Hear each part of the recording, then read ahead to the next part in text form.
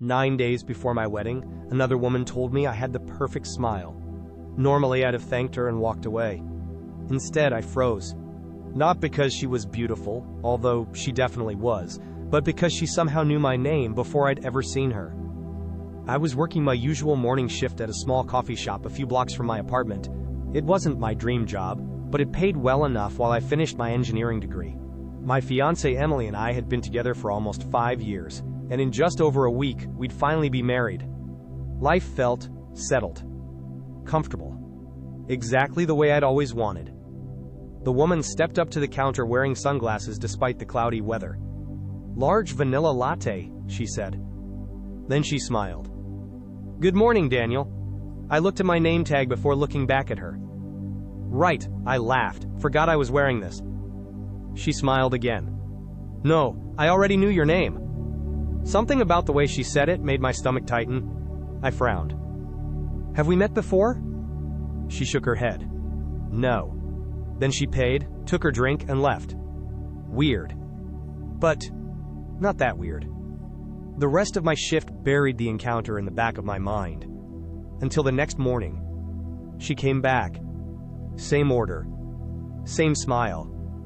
Same sunglasses. "So," she said casually while I made her coffee. "Big plans this month?" I shrugged.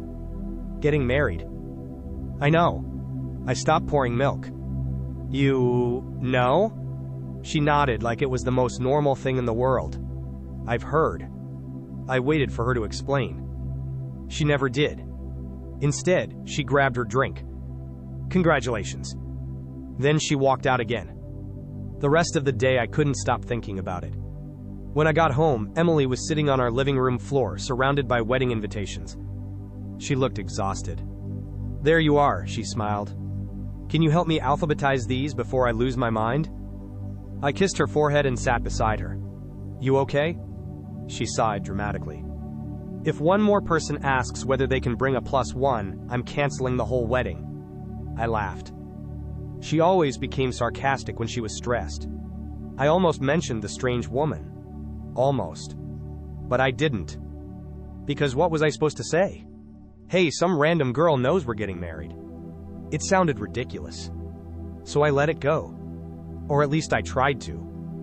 3 days later, she came back. Again. This time there wasn't anyone else in line. She leaned against the counter. "You look tired." "I didn't sleep much." "Wedding stress?" "Something like that." She tilted her head. "I can't imagine marrying someone without being absolutely certain." I blinked. "What?" She smiled. "Nothing." I handed her the coffee. She didn't take it. Instead, she looked directly into my eyes. For what it's worth, she's lucky. I felt my face grow warm. "Thanks." She finally picked up her drink. Then, just before walking away, she said quietly, "If I'd met you first, things might have turned out differently." I didn't even know how to respond. She left before I could. That night I told Emily everything. Well, almost everything. I mentioned the woman. I mentioned that she kept coming into the cafe. I mentioned she somehow knew about the wedding. I conveniently left out the part about her saying she wished she'd met me first. I didn't want Emily worrying over something that was probably harmless. Emily looked up from her laptop. What did she look like? I described her. Emily frowned for a second, then shrugged. Probably just one of your regular customers. You think? People get weird around weddings. She laughed. Maybe she's secretly in love with baristas. That made me laugh too. Conversation over. At least, I thought it was. 2 days passed. No mystery woman. I finally convinced myself I'd imagined how strange the whole thing had been. Then Friday happened. My shift ended at 6. I walked out the back entrance carrying my backpack toward my car. She was standing beside it. No sunglasses this time. Just a nervous smile. "I promise I'm not stalking you." I stopped several feet away. I was starting to wonder. She laughed awkwardly. "I know how this looks." "Then why are you here?" She took a slow breath. "I wanted to apologize." "For what?" "For crossing the line." I said nothing. She looked genuinely uncomfortable. I shouldn't have flirted with you. So, she admitted it. I wasn't imagining things. I appreciate the apology, I said carefully. I'm getting married. I know. I love my fiancée.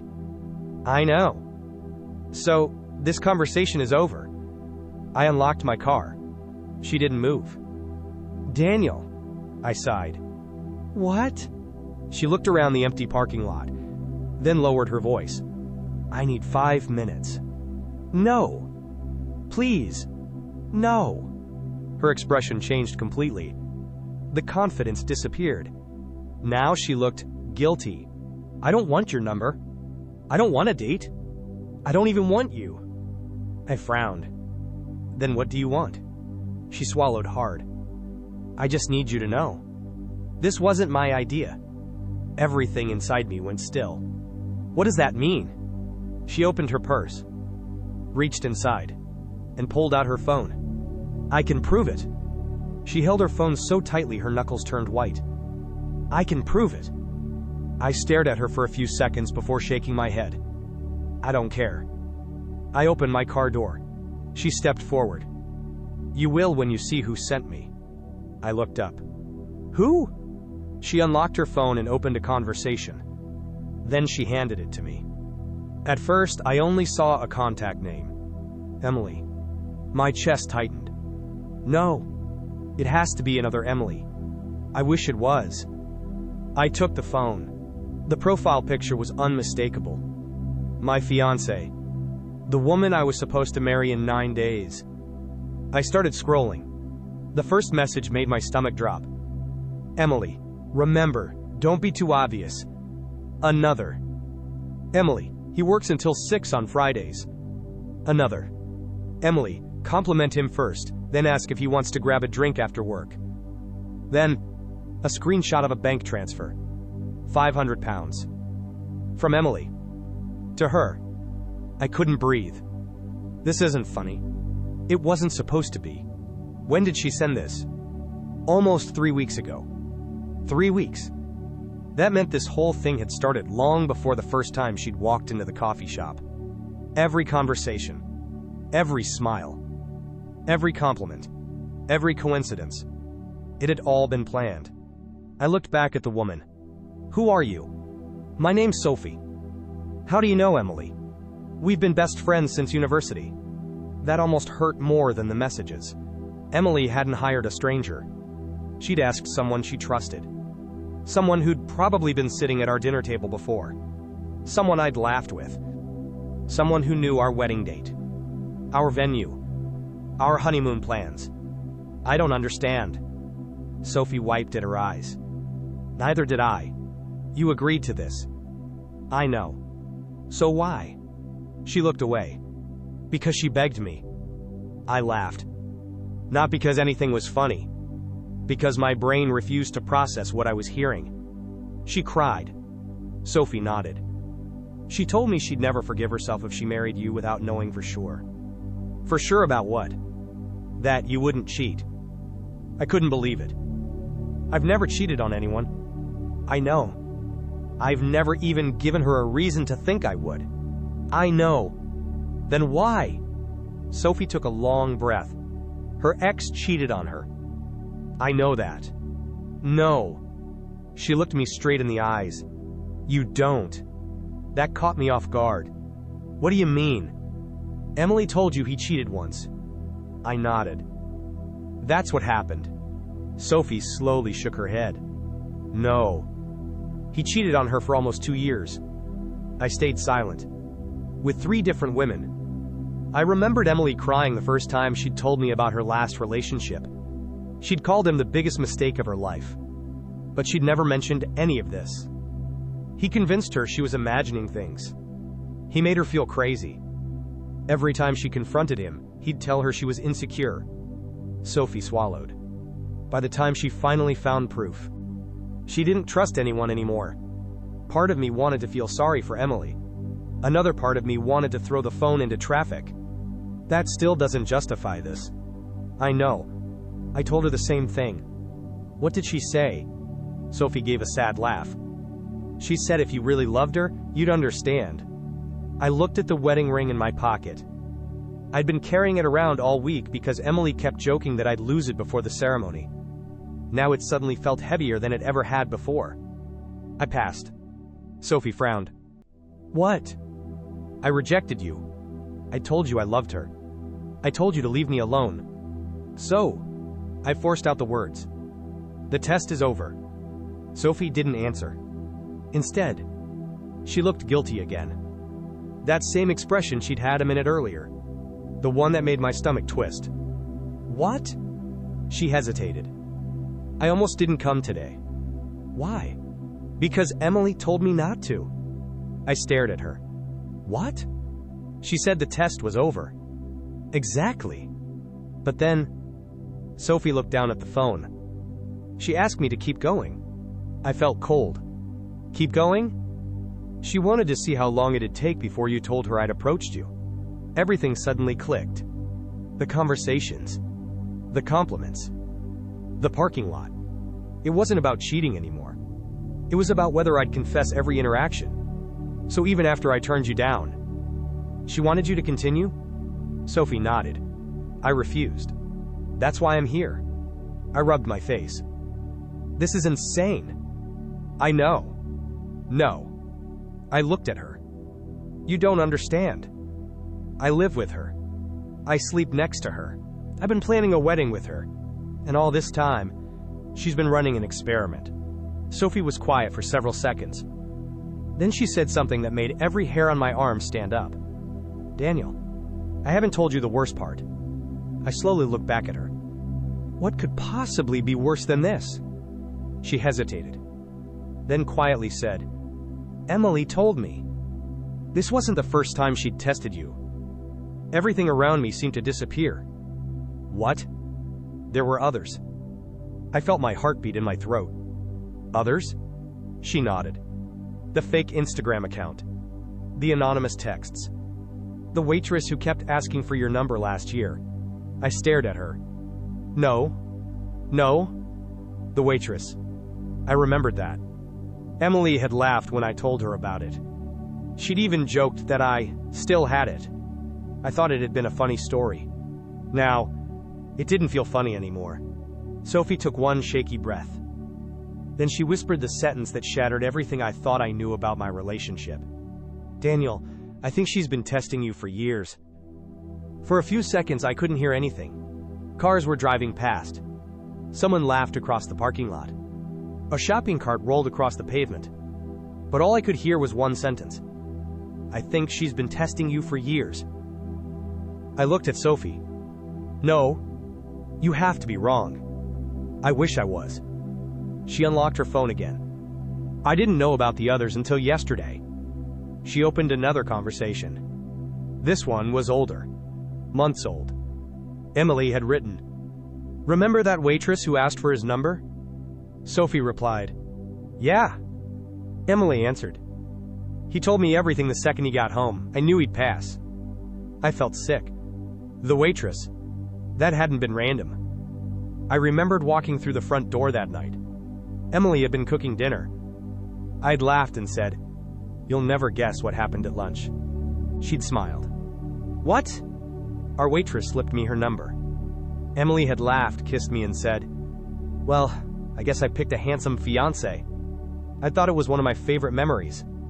Now I realized she hadn't been laughing because she trusted me. She'd been laughing because I'd passed another test. I looked back at Sophie. How many? She hesitated. I honestly don't know. 2? I know about at least 4. 4. Maybe more. I leaned against my car because my legs suddenly felt weak. For 5 years, I thought our relationship was built on honesty. Now it felt like I'd been living inside someone else's experiment. Sophie quietly said, I'm sorry. I should have told you sooner. I nodded without looking at her. This isn't your fault. It is. I accepted the money. You also ended it.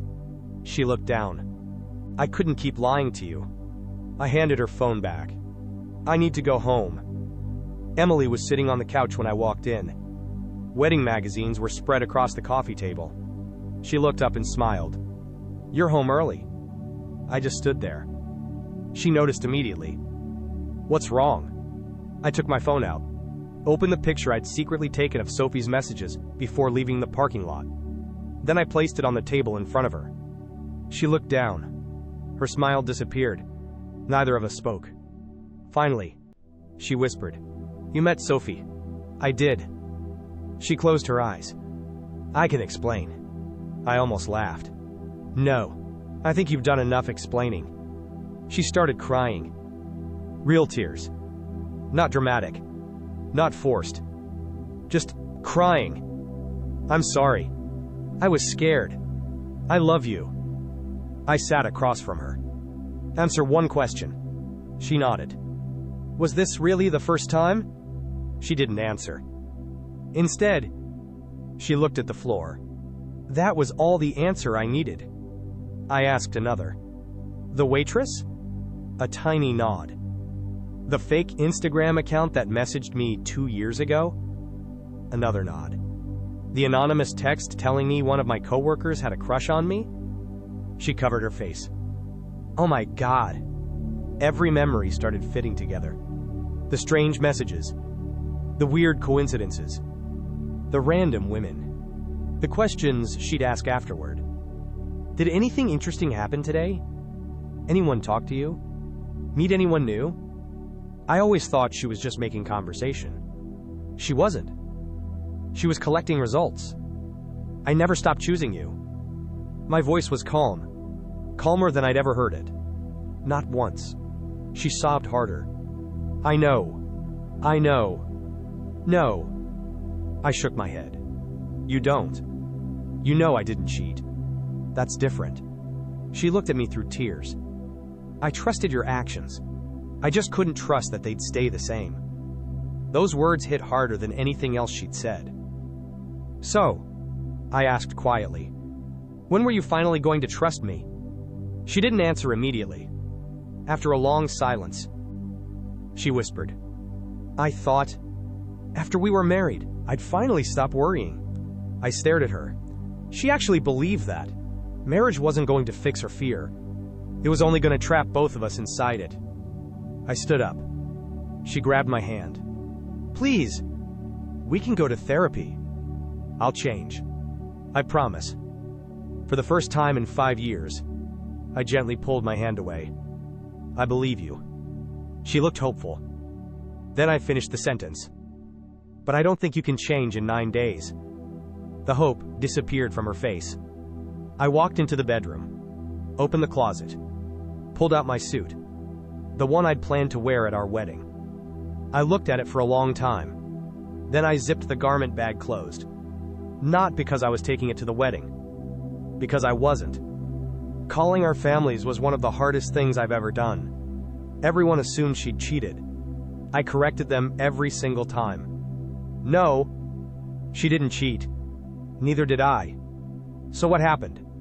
I always gave the same answer. You can't build a marriage where one person is constantly trying to catch the other failing. Some people understood. Some didn't. Emily sent me one last message a week later. "I never stopped loving you." I read it 3 times. Then I replied with the only thing that still felt true. "I never stopped loving you either. I just realized love isn't enough when trust was never there to begin with." I never heard from her again. Sometimes people ask if I regret calling off the wedding. Honestly, no.